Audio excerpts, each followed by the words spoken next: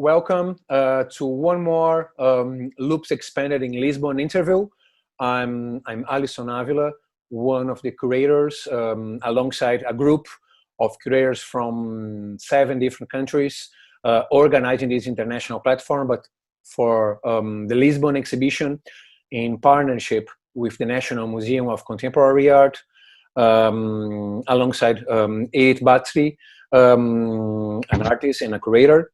We had the pleasure of selecting 7 out of 18 selected works worldwide for this first edition of Loops.Expanded.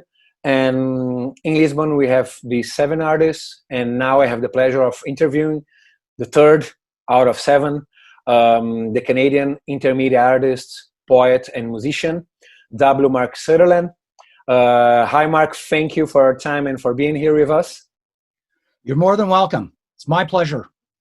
Super. For the ones who don't know, it's super interesting to, even being the beginning of this recording and this conversation, let me go straight to the point. And if you are a person interested in hybrid art and works blurring the borders, this is W. Mark's case. He uses to work in a fine line between poetry, visual art, music, and performance art. He has poems and scores published in international anthologies, gallery exhibitions, of course, public performances. And to the ones just like me, passionate about sound exploration, W. Mark, he has e-poetry, video poetry, and he's also a pioneer regarding CD recordings in sound poetry. So more than an interview for the Lisbon Expanded exhibition, namely America Videopoem. This is also a call to action, an invitation for you to jump into W. Mark's work. But the reason why I had the pleasure of getting to know W. Mark's work and sharing this context with you who's watching us, it's the work we had the opportunity of getting to know and selecting for this exhibition, which is America, a Videopoem, a work that we talked in the beginning. It was from 88, but actually it's from 2018. But Mark, so let me start by again being so my first expressing my gratitude for your time, but inviting you to at first explaining to the audience what America Videopoem is about and how you'd like to describe it, this work, what made you jump in the process of making it. Well, very briefly, I'm going to actually just read a very brief text, which I think is very simple and easy to understand what's gone on with America Videopoem. And yes, it was made in 2018, and it's a contemporary exposition and cultural critique of the final scene in Edwin S. Porter's 1903 silent film, The Great Train Robbery. And this movie is generally recognized as the first Western in motion picture history. The closing scene in the film features a close-up of actor interestingly named Justice D. Barnes, the outlaw gang leader, pointing his pistol at the camera and slowly firing his gun at the viewer. Although this scene is 117 years old, it still embodies the American mythos of the gun, the loner, the cowboy, the outlaw, as well as Hollywood's role in creating or buttressing the myth, violence as entertainment. And that tiny little sequence of 15 seconds remains so saturated with interpretive possibilities still in the 21st centuries that I had to use it. I kept thinking, how would I develop a piece based around this? And it took some time. And there were a number of divagations before I arrived at how to put the put the loop together. And I wanted it to address things about cinema. In other words, how Hollywood, culturally, how Hollywood responds and American culture responds to the gun. But I also was considering formal principles, okay, in building the loop, something that could be repeated. And how do I work with an interplay, which is my standard process of text, image, and sound. And so that was really sort of the motivation. And we took that tiny clip and used only one word. Well, we used actually 3 words. The clip opens with the it's with the silent clip and text beneath it with the word going bang for each time the gun is the trigger of the gun is pulled. And then later, when the cartridge is empty, there are 3 clicks. Then the other word that we use is again. And there are 3 tiny segments to that. No sound and text, in other words. Sound with image, and then no image. Each of these segments are separated by the word again. If you want to read a more in-depth analysis of this, I don't want to drive it home too much because I prefer people to watch it and experience it. But there's a lovely critique of this work written on my website by Tom Conveys, who is considered the sort of critical and theoretical brains behind the concept of video poetry. And strangely enough, he's a Canadian. And he started working on this idea of video poetry in 1979. And I started working on the idea of video poetry in 1984. And we did not know one another. And we only discovered one another and what we had been working on in the early 2000s. But it happened that you worked together. Well, no, we were working on the same idea of developing a genre called video poetry, but completely unaware. And we were screening all over the world. But without knowing each other in the same country. We're in the same country, but he was living in Vancouver and I was living in Toronto. This is the marvels of contemporary world for sure, and also the internet. Yeah, I mean, it was amazing. Anyway, I that's sort of my encapsulated critique of what that offers. I'm sure that this is also again an invitation for people to visit not only your website, but for sure go through your work. That for the one that I told before, who are interested in this hybrid approach, yes. I'm pretty much sure people will find a lot of good translations about it. And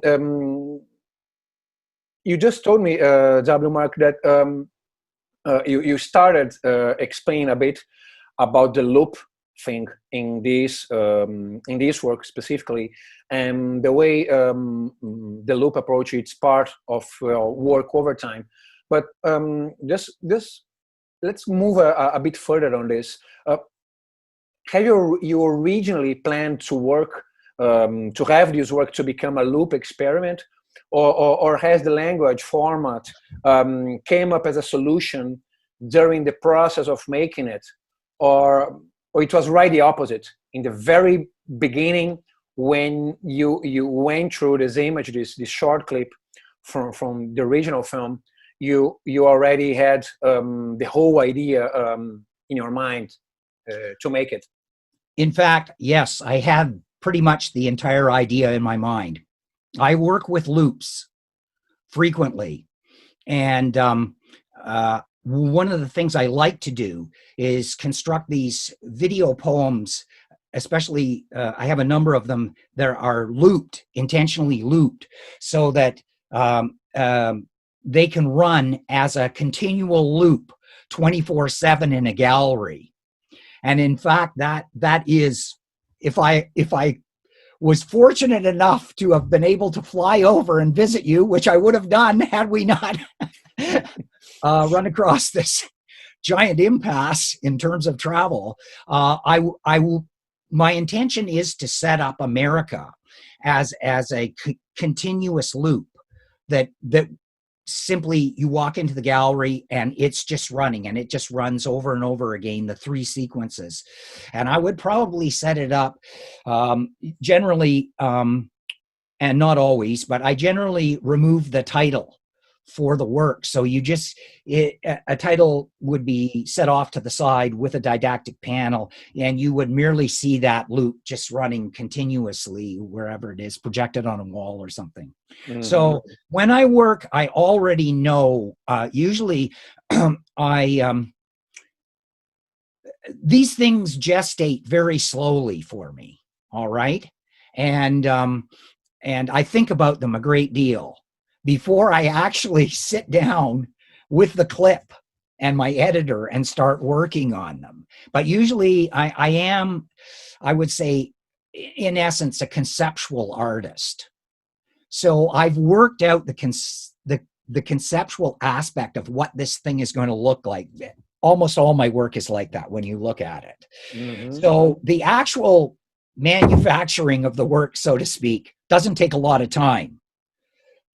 The conceptual part of it takes a long time to do, because I try to think of every angle possible, and I try not to close in interpretive possibilities of much of my work. There's got to be room for slippage, so that people, so that they're not so condensed and so tight that there's only a single interpretive possibility. I'm looking at multiple readings of things, if possible. So this requires time and on a purely technical level. You see, the thing with that particular work was trying to get the timing right. Okay? Like, mm-hmm. how do we do these loops? How much time do we have with the word again on the screen? You know, the play of the sound, etc. Mm-hmm. And just let me say, sorry to interrupt you, Mark. Let me seize your comment to move a bit further on this, because of course we are I'm just opening the questions for you to elaborate on. But I'm pretty sure, just as you said before, being a contemporary artist and a conceptual artist, working with sound poetry, video poetry, it's jumping into the loop space, it's unavoidable, let's say. And when you want to define or to the different concept layers before the exhibition, just as you said, this takes time, and this is also part of the loop thing, I would say, which is the sense-making building over time, which is totally different of repetition in a gallery. So let me ask you this, because of certainly, as you said, this is not your first serial or circular or loop-related work. This is part of what you do. But how could you define or better frame the importance or the relevance of the loop language or format in your art over time? Would you say that this is a crucial trigger to what you do? Oh, the crucial trigger, though, I would approach the loop slightly differently than you're suggesting. I do consider please. Loop repetition. Okay, much of my work over the last 30 years at various points in time is involved with repetition. Okay, repetition is you know, I find a very attractive poetic and aesthetic device. All right. And why do I use repetition? And I just have a short phrase to explain to you what I think is happening with it, the use of repetition and a loop, in fact. Repetition apart from replay. Yeah. Repetition is used to reinforce, undermine, or abolish the authority of the word, image, and sound. The act of repetition both drains and simultaneously recharges the subject matter of signification. And so where I really started to explore this whole idea of loops and repetition was initially in my 1997 CD Oral Cavity, where I would use the repetition of words and phrases to create what might loosely be termed as ambient poetry, okay? And the examples in developing that method of repetition and were primarily works by Brian Geisen and Emmett Williams, who made permutational poems, as well as the music of Steve Reich, Philip Glass, Brian Eno. And so under my guise, one of the things that I like, if people would be interested in seeing less the loop, but how I use repetition against, let's say, a video loop, is my piece. I did a piece called Burrows in, actually it was recorded in 96. Burrows consists of a very brief brief film clip of William S. Burroughs blinking. And I've slowed that down. Okay, so he blinks very slowly. Behind that is a sound piece, a sound poem that I produced. And it's electronic. And all I do is repeat the word Burroughs. And I just repeat it for 6 minutes in real time. Burroughs, Burroughs, Burroughs, Burroughs, Burroughs, Burroughs, Burroughs, Burroughs, Burroughs. But as you begin to watch the loop go and the sound, the viewer begins to thinks they hear other words within the within the pattern, and yet Burroughs just continually blinks in front of you. And I believe that would be an example, maybe a stretch, of something that's called the McGurk effect, where we take image and sound, although the images of Burroughs that shouldn't really coordinate in the way that they do, but appear to be seamless. And I frequently use that as one of my live performance pieces, where Burroughs is projected and 14 feet behind me, blinking while I'm sitting in front, making all kinds of mouth sounds over top of the Burroughs soundtrack. But it's super interesting to see the way you, as an artist, define your own code for this. Because yes. When I told you, maybe wrongly, about the repetition thing, is it's more not necessarily an educational approach I was going to share, but while getting and receiving and mainly watching all the submissions we had in this first edition, we had lots of different examples of submissions trying to frame the loop approach as being the repetition. And in your case, and being especially considering the tools and the dispositives you prefer to work with, repetition is a way to create this meta meaning, let's say, and you jump to a different and a parallel context. So this is not for the sake of repetition. Repetition itself is a way to make the statement or to open the door for interpretation, yes. Right? It's repetition as a form of change. That's what it is. And over time, anyway, you understand. I think people, once I explain to them, viewers who aren't really sure about what's going on there, and then they start to realize, yes, this is a bit more complex, shall we say, and certainly psychologically complex than you might initially take it for, as simply a repetition. Anyway. But you told me, Mark, that in the beginning you talk about 84, And then you told me that your more, let's say, former experiments with this approach began in sound recording in '96. But despite of the years, I'd like to ask you the following, because when we watch America Videopoem, you can see that, at least for me, you can clearly understand that this is the result.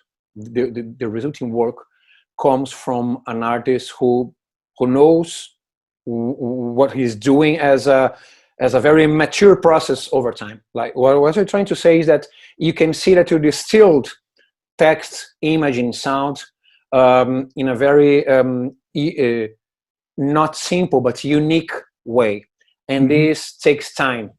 What I would like to ask you is about the beginning. I mean, have you begun through sound, through image, through repetition?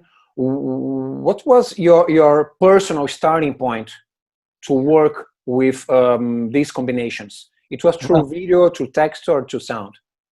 Well, well, in terms of work, I, as a child, and I'll try and be brief about this, but I know no point in my life when I was not really playing music, trying to write poetry, or painting pictures. I was a precocious child. I could read by the age of 4, and the rest of my life, my father was an Anglican church minister, and could play fabulous classical piano too. So right off the bat, the piano was part of it.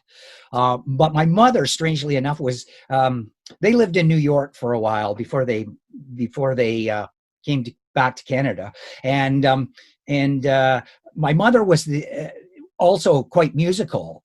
But at the opposite end of things, she loved sort of popular music, and so on the one hand, I had secular music from my father, classical and secular music from my father. On the other hand, I had Frank Sinatra from my mother.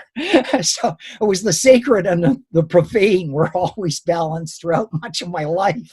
But really, by the age of 9 or something, I owned an electric guitar. I played in small combos as a teenager. I initially studied music at the Royal Conservatory of Music here in Toronto for 4 to 5 years. That was learning to actually compose music. Public expression, it began through music. Oh, well, no. By the same token, I was writing poetry. I was painting pictures, and right after I studied music, I then went and took a degree in art history and filmmaking in theory. So what you have here is somebody who has a great deal of intellectual curiosity and real energy and enthusiasm for the arts. And so all of these various vectors, we'll call them, that I was exploring different disciplines, began to come together in the early 80s, because I started to develop this idea about making something using the music. I had performed music out in bars and things like that, as well as I had been in a few small art exhibitions, etc. And I'd studied art history, and I decided, for no apparent reason, that I needed to start combining all my interests together to make some kind of art, rather than just be a dilettante. And now you have more than 30 years. And 40 almost now from then. And when I initially started, though, there was this separation. I would record things, okay? I'd write the poems. Then we'd record the poems. Then we'd look for the images, or the images would appear. I'd write the poems and the music. By the time I'd went through about 8 years of doing this, between early to mid 80s till the early 90s, with each passing year, I became more refined and a little more sophisticated in the way I could combine the images, the sound. By the time I hit the early 90s, I realized that I'd somehow become an intermedia artist in that I found that for me, I somehow have a felicity for being able to integrate three disciplines together to create a work of art. I don't know why, but there you go. But it's been a lifetime. And what I find now, of course, as you can see the trajectory, as time goes on, it becomes more refined, more the refinement and the integration of the disciplines is much tighter and interwoven. You could separate the disciplines in the early work. The music could maybe be stronger than the image sometimes, or the image stronger, etc. But now I feel I've really hit my stride at 65. But would you say, Mark, that you are still fascinated by this combination? I mean, what are you working on right now? Are you still exploring all the possibilities of combination between these three formats, between these three languages, or are you more intentionally exploring a specific one instead of the others? No, I'm always exploring. I can't escape combining the three together, but research-wise, I may focus on one discipline more than another for a period of time, and then turn around and one of the things that generally happens with me is that somebody comes along and says, "Hey, are you interested in doing this? Or we've got some exhibition. Would you be interested in producing a piece?" Or just one of my dear friends will say something crazy to me and start me down a road where I'll decide, well, I've got to make a video about that, or a video poem or something like that. But what I've been working on recently is over the last year now, it's been a year now, I've been making audio loops. And I've been recording audio loops every day in my studio, which is behind me here. Mm-hmm. And I record probably 2 hours a day, making sound poetry, voice, synthesized instruments, noise-based works, and then I erase them. And I have no record of what I've done other than the day I listen to them. And when I finish, I hit the erase button. Always. I haven't been saving anything for the year because I'm working towards something. I know I'm working towards something. Which means that when you feel, let's say that, okay, this is interesting enough for me, then you won't push the erase button. Yeah. Well, they're all interesting. Okay. And I would say there's an awful lot of people who would have put them out in the public, but I don't feel that kind of need, that pressure on me to constantly produce work. This is more of an exploration. At some point in time, I will decide what I'm going to do. And interestingly enough, a dear friend, colleague, and mentor of mine, 88-year-old Nobuo Kaboto, I just happened to chat to him the other day, and I hadn't talked to him in some time, and Nobby, just out of the blue, Nobby says, "We've got to get together and record a new CD." And that's what you are doing right now? Well, that's what I will be doing at some point in time once the vaccine is available. But there you have it. And if I start doing that with Nobby, then I'll come up with probably some interesting video poems at the same time that we're doing that. But it's just lovely to see that you're not pushing on yourself No. to be productive. but rather just keep experimenting and learning over time. And maybe some daily situations, just like you said, might be the hook to make something officially new and to present to the audience. Sure. And I have other ideas. I have a number of live performance pieces, sound poetry performance pieces that need to be documented. One of the things I do live is I swallow a microphone and I allow a tiny contact mic to drop down into my throat so that people get to hear the sounds inside my body. Mm-hmm. But of course, we've got it cranked in the PA to the max. And they get to hear the inside of my throat at a deafening volume. And everybody's astounded by that. So I would very much like to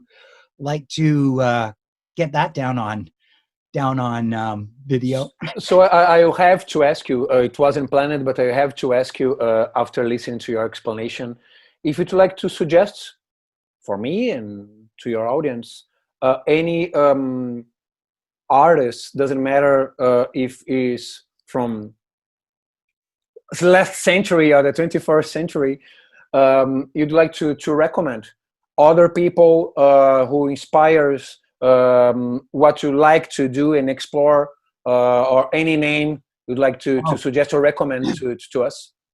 Oh gosh, I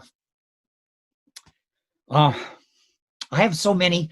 I'd be embarrassed to say, because if I left somebody out and they ever saw it, I they'd see. be pointing their finger at me. But historical figures, everybody can see pretty readily where my sources come from. Cage, Duchamp, popular music, you could say Ornette Coleman, not so popular, but Ornette Coleman, Muddy Waters, and things like structuralist filmmakers in the 60s, a lot of those people in Brackage, here in Toronto, fabulous experimental filmmaker Michael Snow, who's a friend of mine. I mean, these people have had I've been very fortunate in that while I've been able to do all these sort of interesting things and experiment, I've also had some amazing mentors, people that I've met over the years, and who encouraged me to continue my work. And so it's been fantastic. Some of them are still alive, some are not. Very well-known British sound poet Bob Cobbing was one of my mentors. Bernard Heidsieck, I corresponded with him from France. You've got Michael Snow, the experimental filmmaker, who is I consider a good friend of mine. I know the people in the sound poetry community, like the Four Horsemen, who were Canadian, Steve McCaffrey, Paul Dutton. Paul Dutton's one of my very, very best friends.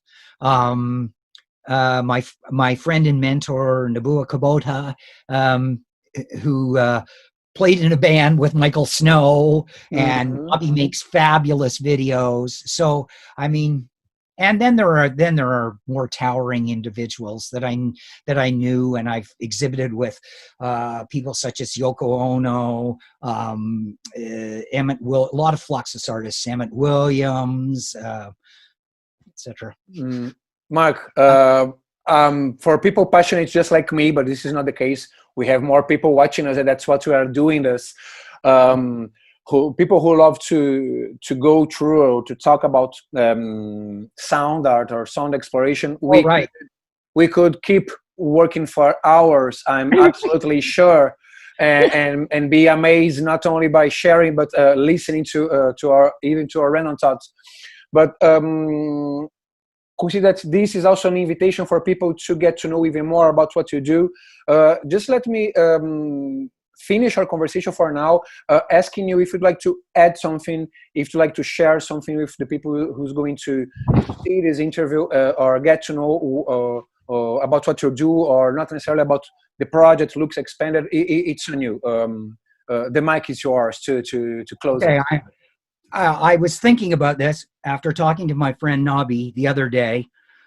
This is something that he frames his kind of frames his aesthetic around this little piece of information I'm going to offer you.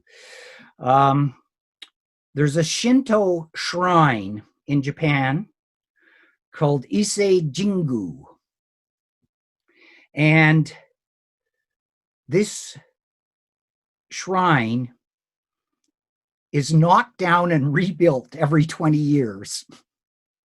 And that's occurred for the last almost 1,000 years.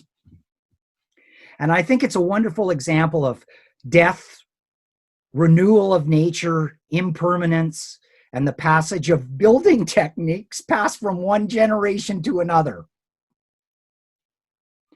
What a lovely gesture of hope for the future. Probably that's what we need, hope for the future. Exactly. Considering your neighbor and considering one of the layers you told us about America Videopoem, I know this is a perfect hook to talk about hope in the future and close this conversation the best possible way. Let me thank you, W. Mark Sutherland, for your time and for this conversation.